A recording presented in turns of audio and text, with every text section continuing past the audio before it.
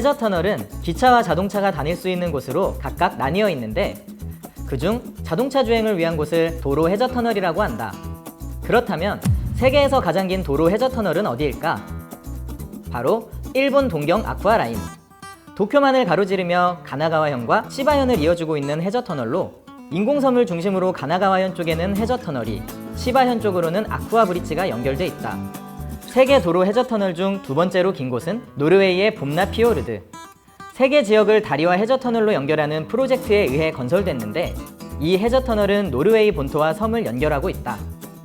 그 뒤를 잇는 해저터널은 노르웨이의 에이커선더와 오슬로 피오르드. 그리고 세계에서 다섯 번째로 긴 해저터널이 바로 우리나라에 있다. 해수면 80m 아래, 서해안 깊은 바닷속 6.9km. 오직 국내 기술력으로 건설된 우리나라에서 가장 긴 해저터널인 보령 해저터널. 깊은 바다에서 만들어낸 대한민국 또 하나의 역사. 이곳은 과연 어떻게 만들어졌을까? 바다 및 땅을 뚫어서 터널을 만든다?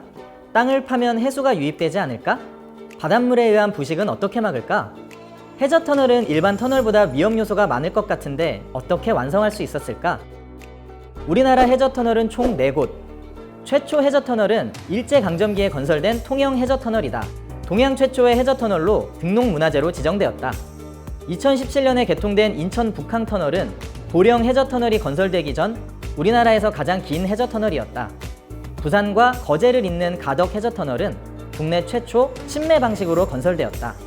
육상에서 만든 콘크리트 터널 함체를 바다 및 지반에 가라앉혀 만드는 방식인데 세계 최초로 파도와 조류가 심한 외해에 건설되어 세계의 찬사를 받았다. 마지막으로 2021년 개통 예정인 보령 해저터널이 있다. 부산에서 파주로 연결되는 국도 77호선. 이곳에는 유일하게 단절됐던 구간이 있다. 대천에서 태안 구간. 이 두 곳은 서해안의 대표 관광지이지만 대천과 태안을 오가기 위해서는 약 75km, 자동차로 1시간 30분이 걸린다. 하지만 2021년부터는 해상 교량과 해저터널을 통해 약 14km, 15분이면 갈 수 있다. 안면도에서 원산도로 이어지는 원산 안면대교를 지나 원산도와 대천항이 이어진 보령 해저터널을 지나면 안면도에서 보령까지 단 15분. 그 길을 잇는 곳에 보령 해저터널이 있다. 6.927km. 도로 해저터널로는 세계에서 5번째, 우리나라에서는 가장 긴 보령 해저터널. 터널 공사에서 가장 일반적으로 쓰이는 나튼 공법으로 굴착됐는데 나튼 공법이란 암석을 발파해 뚫는 터널 공법이다.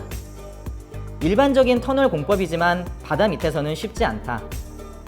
그렇다면 해저터널 시공 시 해수 유입은 어떻게 막을까? 해저 구간 터널 공사의 핵심은 안전성 확보. 해저 구간에서는 막장 전방의 상태, 지하수 이동에 대한 정확한 정보가 없기 때문에 철저한 사전 지질 조사와 사전 지반 예측 공법이 적용되는데 거리에 따라 TSP 탐사, 선진 수평 시추, 감지공 등이 쓰인다. TSP 탐사란 석유 시추 탐사 개념을 터널에 응용한 사전 지반 예측 공법으로 물체 파동을 이용해 200m 전방 지방 조건을 확인할 수 있다. 화세대 등 이상 발견 시 방수문을 설치한 후 60m 앞에는 선진 수평 시추, 더 가까운 곳은 감지공으로 더 정확한 지층 상태를 파악한 후 굴착을 진행하게 된다. 보령 해저터널은 안전 확보를 위해 선행터널과 200m 후방에 후행터널로 구분하여 시공됐다. 이를 통해 북락과 해수 유입에 따른 침수에 철저히 대비했는데 비상 상황 발생 시 작업자를 신속히 철수시키고 방수문을 폐쇄한다. 폐쇄된 방수문은 누수부 관찰과 콘크리트 보강 작업이 이루어지고 후행터널은 차수 그라우팅으로 보강하면서 선행 굴착하고 이후 침수터널 전방에서 역방향으로 굴착, 침수터널을 배수하고 관통하게 된다. 안전을 위해 선행, 후행으로 작업한 두 터널은 개통 후 상행, 하행선으로 쓰이게 된다. 이렇게 해수 유입을 막으면서 작업을 진행하기 때문에 해저터널 공사 시간은 지상 대비 3배 이상의 시간이 소요된다. 하루 동안 최대 굴착 길이는 7m, 지반 사정이 좋지 않아 20m를 전진하는데 2달 가까이 소요된 적도 있다. 이러한 어려움 속에서 안전하게 공사를 진행한 결과 보령 해저터널은 2012년 첫 삽을 뜬 후 7년여 만에 굴착을 완료할 수 있었다. 또 하나 궁금한 점, 바닷물에 의한 터널 부식을 막는 방법은 무엇일까? 해저터널의 부식을 막기 위해서는 일반 터널과 다른 특수 재료가 쓰인다. 터널 건설 시 안반 강도를 높이고 부식을 막기 위해 시공면에 콘크리트 등을 분사하는 공법인 숏크리트 시행 시 실리카 휴밀한 특수 부산물을 혼합해 고강도 구성을 만들어 해수 유입과 부식을 막는다.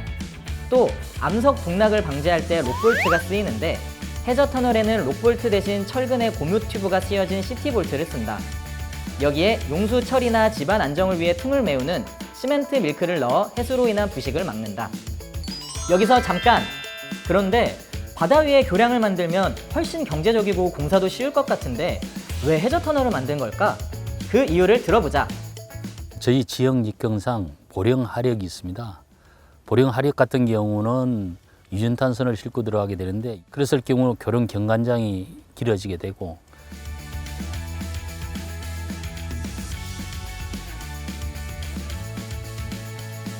그리고 강우나 강풍으로 인해서 기상 악화 시에는 교량보다는 터널이 운행하기가 훨씬 더 유리한 입장이 되겠습니다.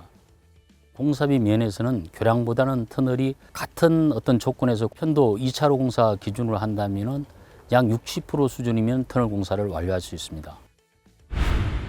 부산에서 파주로 이어지는 국도 77호선의 대천, 태안 구간.